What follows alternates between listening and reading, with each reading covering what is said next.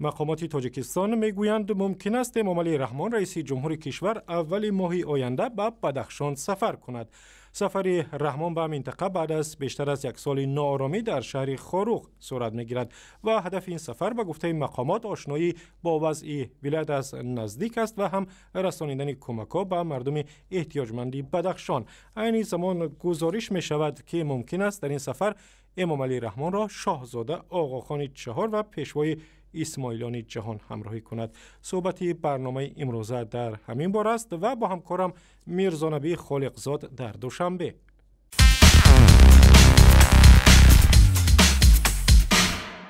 میرزا نبی، هدف از سفر امامعلی رحمان به منطقه چی هست؟ بله طور. سفر قریب الوقوع پرزیدنت تاجیکستان به ولایت بدخشان به اوایل ماه ایول سال روان راست میاد که این را مقامات رسمی حکومت ولایت بدخشان امروز در صحبت به ما تصدیق کردند. به گفته آنها پرزیدنت تاجیکستان در این سفر اصلا به مسائل اجتماعی و اقتصادی ولایت بدخشان و نواحی این ولایت آشنا شدنی است. هدف اصلی سفر پرزیدنت را مقامات رسمی حکومت ولایت بدخشان همینطور شهر میدهند و آنها گفتند که روزهای دقیقی در بدخشان بودی امامعلی رحمانوف هنوز روشن نیست، ولی یک برنامه مخصوص برای استقبال از پرزیدنت تاجیکستان از جانب مردم بدخشان آماده شده است که در اوایل ماه ایول صورت خواهد گرفت.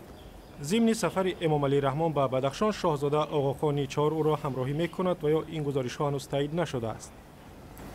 بله، واقعا در مورد سفری حاضر امام آقاخان چهار به بدخشان و در یک زمان با سفر پرزیدنت تاجیکستان صورت گرفتن این تشریف حاضر امام در مطبوعات زیاد گفته شد، ولی مقامات رسمی هم بدخشان و هم حکومت تاجیکستان تشریف حاضر امام آقاخان چهار را در ماه ایول به تاجیکستان یا که در روزهای تجلیل روز وحدت ملی رسما تصدیق نکردند و نگفتند که آقاخان چهار حتما در ماه ایول یا که در این روزهای نزدیک به تاجیکستان میآید.